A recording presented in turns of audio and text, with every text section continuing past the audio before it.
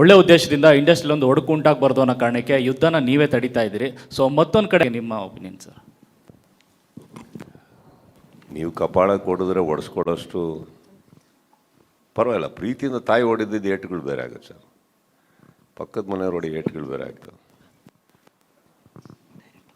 ಇರುತ್ತಲ್ಲ ಸರ್. ಅವ್ರಿಗೆ ನಮ್ಮ ಮೇಲಿನ ಒಲವು ಅಟ್ಲೀಸ್ಟ್ ಯಾವುದೋ ಫೇಕ್ ಐಡಿಯಲ್ ಮಾಡಲಿಲ್ವೇ? ಎಲ್ಲಿಂದ ಪ್ರಾರಂಭ ಆಯಿತು? ಹೋಗಿ ಯಾಕೆ ಎಂಟೈರ್ ಚಿತ್ರರಂಗದಲ್ಲಿ ಬೇರೆ ಎಲ್ಲ ಕಡೆನೂ ಆ ವಾತಾವರಣ ಇಲ್ಲ?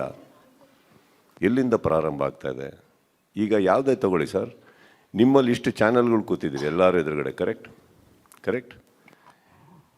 ಈಗ ಯಾವುದೋ ಒಂದು ಪರ್ಟಿಕ್ಯುಲರ್ ಚಾನಲ್ಗೆ ನಾವು ಸ್ವಲ್ಪ ರಫ್ ಆಗಿದ್ದು ಏನೇನೋ ಮಾತಾಡಿಕೊಂಡು ನಿಮಗಳಿಗೆ ನೋವು ಉಂಟಾಗುವಂಥದ್ದು ಏನಾದ್ರು ಮಾಡಿದಾಗ ನೀವು ಪ್ರತಿಕ್ರಿಯೆ ಕೊಡ್ತೀರೋ ಕೊಡಲ್ವೋ? ಪ್ರತಿಕ್ರಿಯೆ ಕೊಡಬೇಕಾದ್ರೆ ನಿಮ್ಮ ತಲೆಯಲ್ಲಿ ಏನಿರುತ್ತೆ ಹೇಳಿ? ಪ್ರಾರಂಭ ನೀವು ಮಾಡಿಲ್ಲ ಸರ್. ಹಾಗನ್ಬಿಟ್ಟು ಇದನ್ನೆಲ್ಲ ನಾನು ಎಂಡೋರ್ಸ್ ಮಾಡ್ತೀನಿ ಅಂತಲ್ಲ. ಫಸ್ಟ್ ಆಫ್ ಆಲ್ ನಾನು ಚಿತ್ರರಂಗಕ್ಕೆ ಬಂದಿದ್ದೆ ಇದು ಯಾವುದು ಗಲಾಟೆಗಳು ಮಾಡ್ಕೊಳಕ್ಕಲ್ಲ ಸರ್. ಮೇಕಪ್ ಹಾಕಿ ಸಿನಿಮಾ ಮಾಡಿ ನಗ್ಸೋಕ್ಕೆ, ಖುಷಿಯಾಗಿರೋಕ್ಕೆ, ನಾವು ಜೀವನದಲ್ಲಿ ಏನೋ ಮಾಡಿದ್ದೀವಿ, ಒಂದು ಸಕ್ಸಸ್ಫುಲ್ ಆಗಿದ್ದೀವಿ ಅಂತ ಅನ್ನಿಸ್ಕೊಳಕ್ಕೆ sir. This is not what I came in the industry for, but that doesn't make me a weak man. I will stand up for what is right. ಹಾಗಂತ ನಾವು ಇದು ಕೇಳಿಸುತ್ತೆ ಪ್ರತಿ ಸಲ ಎಲ್ಲ ಅಭಿಮಾನಿಗಳಲ್ಲಿ ಕೇಳ್ಕೊಂಡಿದ್ದಕ್ಕೆ ಗೊತ್ತಿಲ್ವಾ?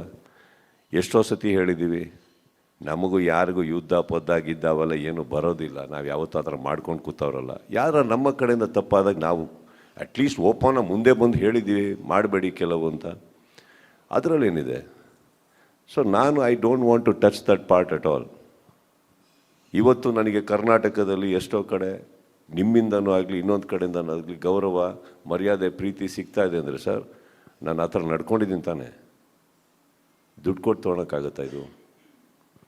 ನಂದನ್ನು ನಾನು ಮಾತಾಡ್ಬೋಲೆ ಸರ್. ಮಿಕ್ಕಿದವ್ರು ಯಾರು ಹಾಗಿದ್ದಾರೆ ಅಂತ ಅವ್ರ ಜೀವನದಲ್ಲಿ ಅವರೇ ಒಂಚೂರು ಬೂತ್ ಕನ್ನಡಿಗೆ ಹಾಕೊಂಡು ಹುಡ್ಕೊಂಡ್ರೆ ಅವ್ರ ಜೀವನದ ಸ್ಪಷ್ಟತೆ ಅವ್ರಿಗೆ ಸಿಗುತ್ತೆ. ಸರಿಪಡಿಸ್ಕೊಳ್ಳೋದು ಬಿಡೋದು ಅವ್ರಿಗೆ ಬಿಟ್ಟು ಸರ್. ಬಟ್ ಎಂಟೈರ್ ಇಂಡಸ್ಟ್ರಿ ಚೆನ್ನಾಗಿದ್ದೀವಿ ಸರ್.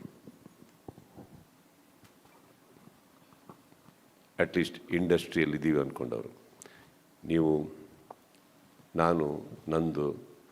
ಈಗ ನಾನು ಹೇಳೋದು ನನ್ನಲ್ಲಿ ಕೆಲವರು ಹುಡುಗರು ಸರಿ ಇಲ್ಲ ಅಂದರೆ ಅದನ್ನು ಸರಿಪಡಿಸ್ಕೊಳ್ಳೋಣ, ತಪ್ಪೇನಿಲ್ಲ. ಬಟ್ ಯಾಕೆ ಅದು ಆಗ್ತಾಯಿದೆ, ಎಲ್ಲಿಂದ ಆಗ್ತದೆ? ಇನ್ನೊಂದು, ನಿಮ್ಮ ಯಾರಿಗೂ ಇಲ್ಲಿ ಕೂತಿರೋರಿಗೆ ಬ್ಲ್ಯಾಕ್ ಯಾವುದು ವೈಟ್ ಯಾವುದು ಅಂತ ಗೊತ್ತಿಲ್ಲ ಅಂತ ಏನಿಲ್ಲ, ಗೊತ್ತಾಗುತ್ತೆ.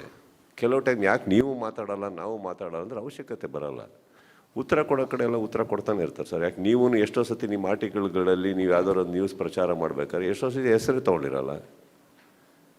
ನೀವು ಹೇಳಿರಲ್ವಾ, ಒಬ್ಬ ಕಲಾವಿದನಿಂದ ನಡೆದಂಥ ಒಂದು ವಾಟ್ ಎವರ್ ಒಬ್ಬ ಕಲಾವಿದೆ ಹೀಗೆ ಚಿತ್ರರಂಗದಲ್ಲಿ ಬರಲ್ವಾ?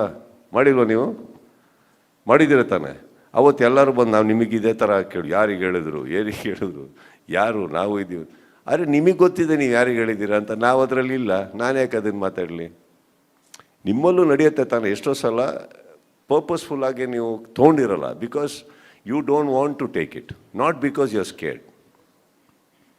ಆಗುತ್ತೋ ಆಗೋಲ್ಲ ನಿಮ್ಮಲ್ಲಿ?